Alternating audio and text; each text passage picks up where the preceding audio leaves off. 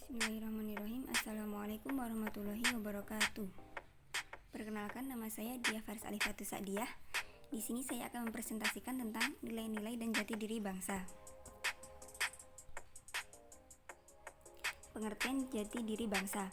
Jati diri atau identitas merupakan hal penting bagi suatu bangsa, sebab akan menunjukkan ciri khas dari bangsa yang bersangkutan, manakala berhubungan dengan bangsa lain.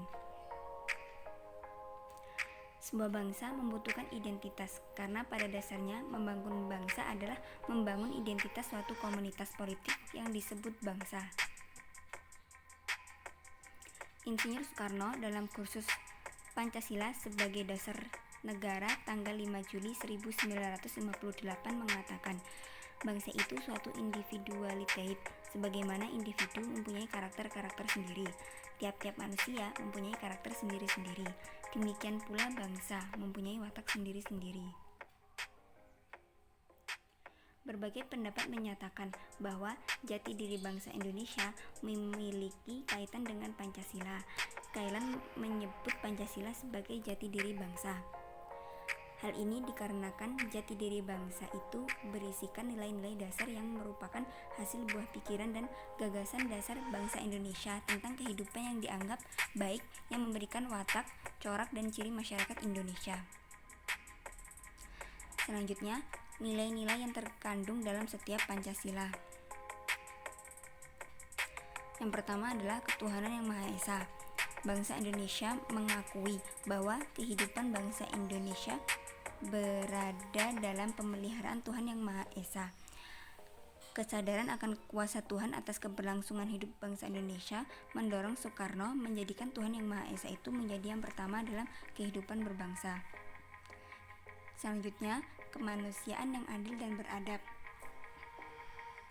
Manusia, makhluk yang beradab, memiliki Tuhan dan mengakuinya dalam keyakinan dan kepercayaan. Sila kedua ini mengandung pengertian bahwa setiap manusia memiliki tanggung jawab yang sama dalam menjaga keberlangsungan hidup bangsa Indonesia. Selain itu, berusaha untuk menjunjung tinggi martabat setiap manusia.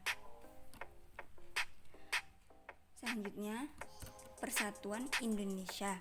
Usaha untuk menciptakan persatuan bangsa adalah tanggung jawab semua rakyat, di mana setiap manusia menjadi pribadi yang dihormati, dijaga, dan dilindungi oleh bangsanya sendiri. Perbedaan pendapat adalah bagian dari upaya meningkatkan persatuan kita sebagai bangsa untuk menghindari pemaksaan kehendak dalam kehidupan berbangsa. Selanjutnya, kerakyatan yang dipimpin oleh hikmat kebijaksanaan dalam permusyawaratan perwakilan. Hal ini menegaskan makna permusyawaratan atau diskursus dalam atau mendeskripsikan sesuatu, pengambilan keputusan yang bersandar pada hikmat kebijaksanaan dengan diterangi oleh kebijaksanaan Tuhan dan terwujud dalam pengambilan keputusan yang benar dan bijaksana tanpa mengorbankan rakyat dan bangsa. Tidak ada pemaksaan kehendak, mengutamakan keputusan yang diambil secara musyawarah dan menghormati serta menjunjung tinggi hasil musyawarah yang telah diambil. Yang terakhir adalah keadilan sosial bagi seluruh rakyat Indonesia. Keadilan bagi seluruh rakyat berarti tidak adanya ketimpangan pelayanan dan kesejahteraan dalam hidup berbangsa. Semua rakyat memiliki hak dan kewajiban yang sama dalam menikmati pembangunan dalam hidup. Karena itu, ketidakadilan yang masih terus terjadi dalam kehidupan berbangsa adalah suatu bentuk pengkhianatan terhadap amanah yang terkandung dalam Pancasila. Selanjutnya, ciri khas bangsa Indonesia.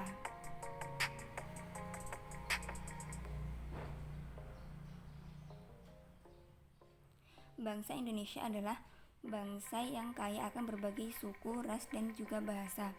Inilah yang menjadi ciri khas bangsa Indonesia yang multikultural.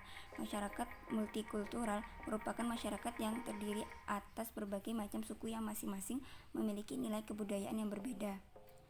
Hal inilah yang menjadikan bangsa Indonesia kaya akan keragaman dan kebudayaan yang telah dimilikinya, seperti yang tercantum dalam lambang Pancasila yang berbunyi Bhinneka Tunggal Ika. Meski kita berbeda-beda, namun bangsa Indonesia memiliki persatuan dan kesatuan yang sama.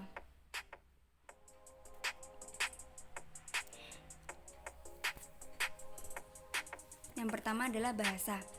Bahasa adalah sarana komunikasi antar warga. Setiap daerah di Indonesia Indonesia memiliki bahasa daerah yang menjadi ciri khas masing-masing. Bahkan dalam satu provinsi pun memiliki bahasa daerah yang berbeda. Seperti contoh, kota yang berada di Jawa Barat. Tidak semuanya menggunakan bahasa Sunda, ada yang menggunakan bahasa Jawa dan bahasa Cirebon. Yang kedua adalah tradisi. Tradisi erat kaitannya dengan kepercayaan suku tertentu yang tinggal di sebuah daerah. Ada begitu banyak tradisi daerah di Indonesia yang menjadi budaya nasional dan patut dipertahankan. Contoh beberapa tradisi antara lain ngaben atau tradisi pembakaran mayat yang kerap dilakukan oleh masyarakat Bali.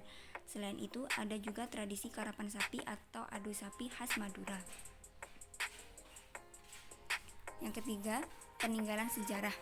Peninggalan sejarah pada masa kerajaan telah diakui sebagai ciri khas Indonesia. Salah satunya adalah Candi Borobudur. Bahkan sebuah kawasan situs manusia purba ditemukan di Indonesia, yakni situs Purbakala Sangiran. Selanjutnya, kesenian. Kesenian Indonesia yang beragam tidak heran menjadi ciri khas bangsa yang harus dilestarikan.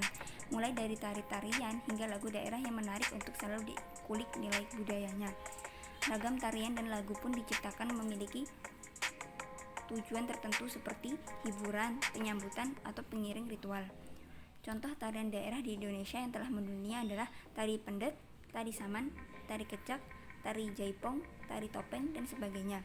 Sedangkan untuk lagu daerah yaitu lagu Rasa Sayange, Ampar-ampar Pisang, Soleram, dan lain-lain.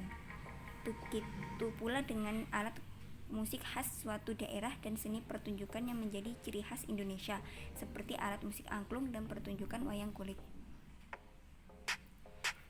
Demikianlah presentasi yang dapat saya sampaikan. Bila ada kurang dan salahnya, saya mohon maaf. Wabillahi taufiq wal hidayah, waridha wal inayah. Wassalamualaikum warahmatullahi wabarakatuh.